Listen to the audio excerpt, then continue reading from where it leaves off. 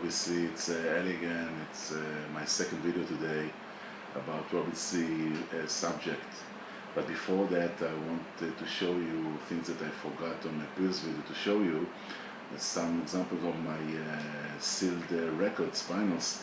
And I have some in American, of course, records.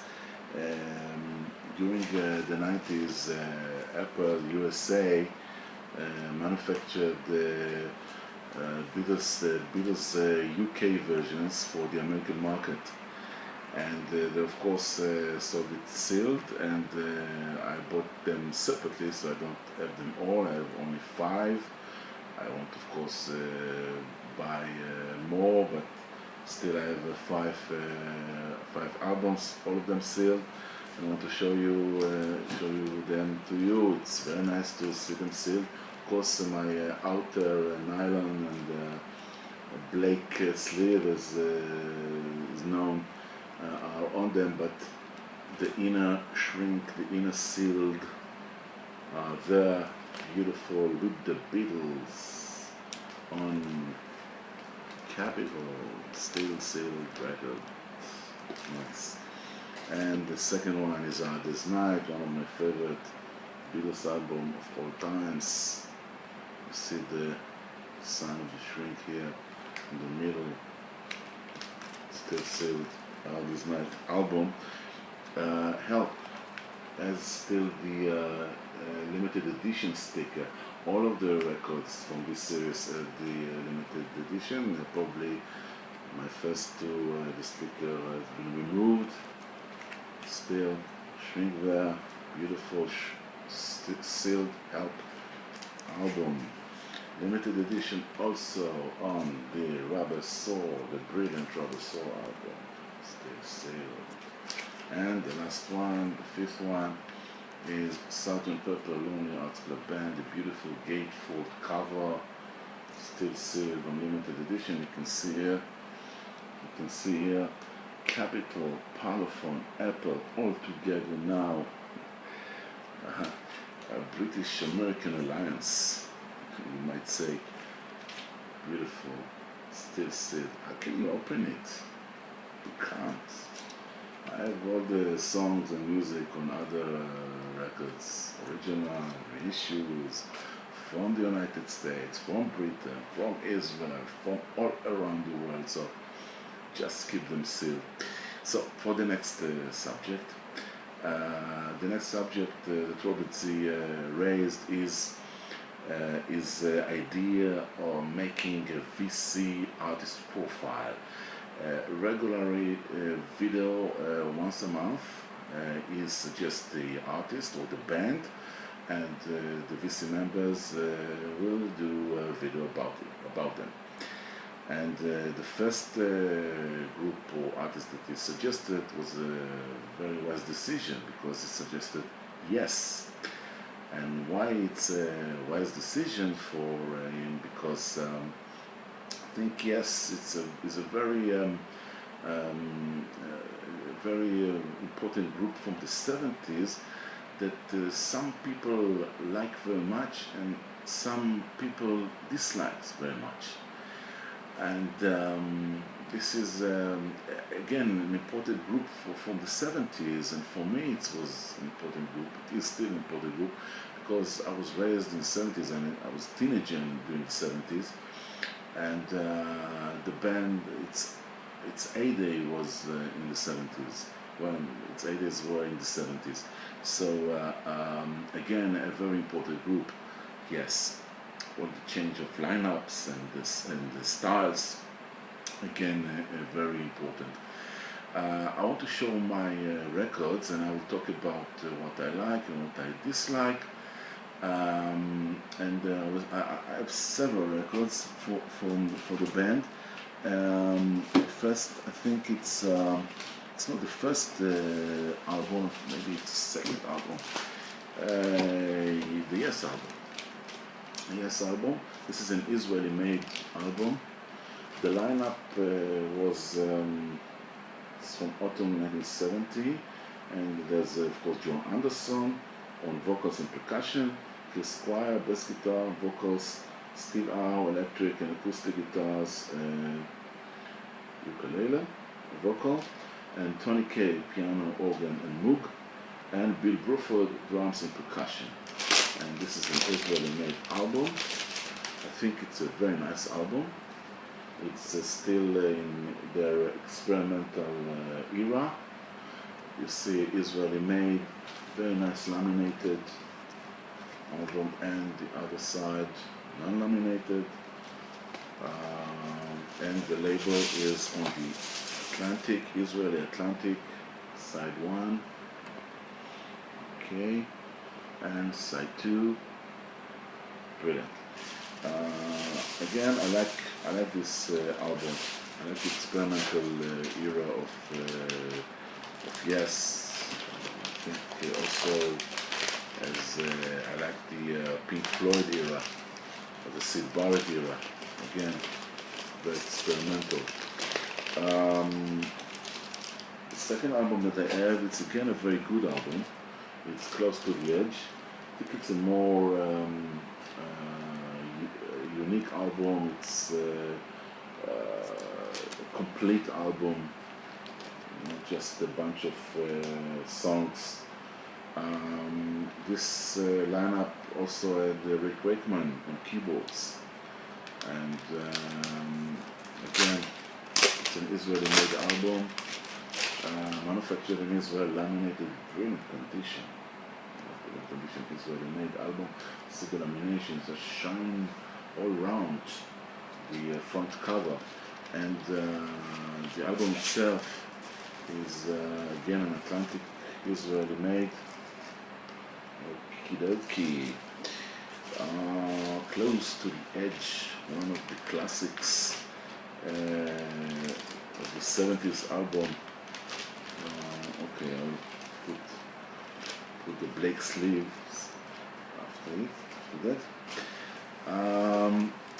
And then came an era that I don't really like, Yes. It's considered by their fans as the best era. The times after, I think, Close to the Edge.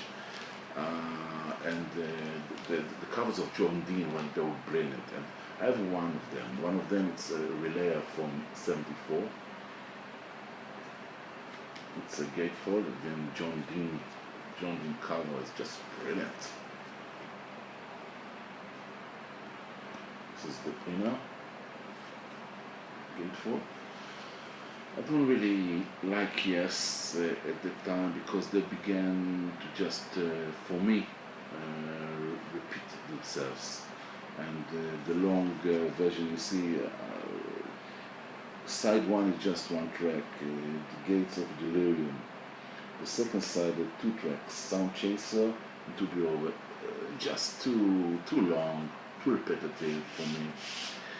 British made, inner cover, very nice. And a surprise, why I still keep this record that I don't like, but I'm a collector.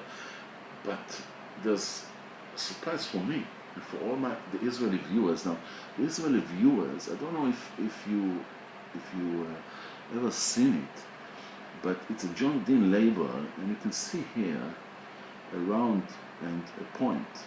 Now, in Hebrew, the word Yes is like that. The letter Yud, the letter Samech, Yes. I don't know if John Dean himself was aware, or maybe he done it on purpose. It's again here, Yud and Samach, Yes. And again on the side here, the same label. Very strange, very, I don't know, maybe just by coincidence. But it's in Hebrew. It's not even, it's a written Hebrew. Very strange. Yes, in Hebrew, on a label of a British-made album by Yes. Well, the album that I most like by Yes is Going for the One. Going for the One is for me the best effort.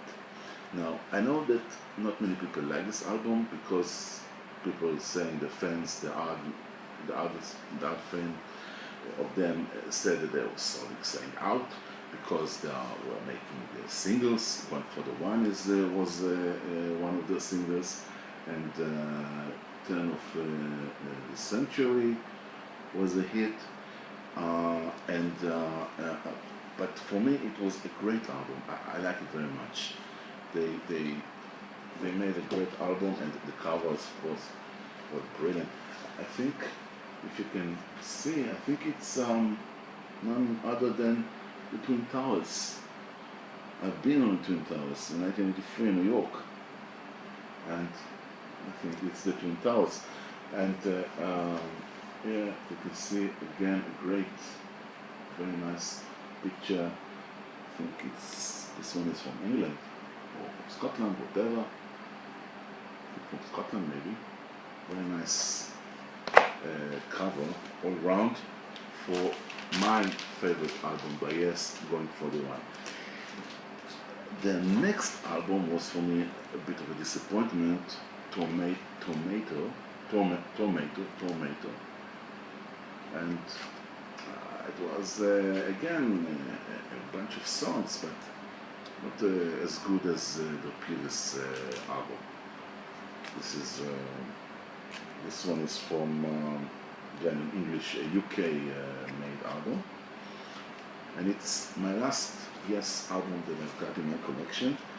They changed their style later because I think they didn't succeed later. It was without Rick Wakeman, and they changed the sound and the lineup, and I think CTT was responsible for the later efforts. I don't remember. It was then Lonely Heart, the songs, the very famous hit. Not for me, it was not good as the other records. Now, I have two records by one of the members, of course Rick Wakeman. I like these two. The first one is, I think, Rick Wakeman, The Six Wives of Henry VIII. This is again Israeli made album on A&M. We'll open it.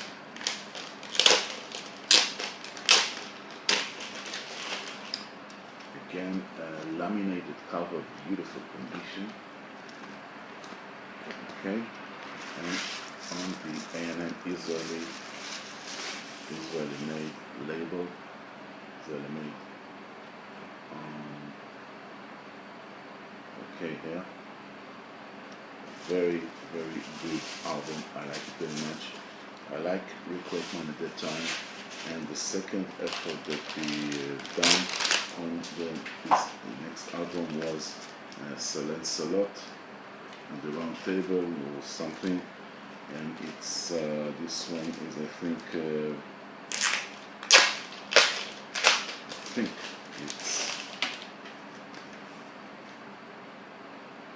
it's a French album. Wow, what an inner gatefold cover, and the front gatefold, and a great album. It has also a booklet inside, medieval for the Knights of the Round Table, brilliant booklet, and the A&M, the known A&M label for Rick Wakeman, Night on the Round Table or something. Well, that's it for this video.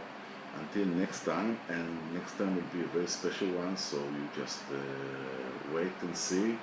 A very special video, but until next time, all of you, take care, bye bye.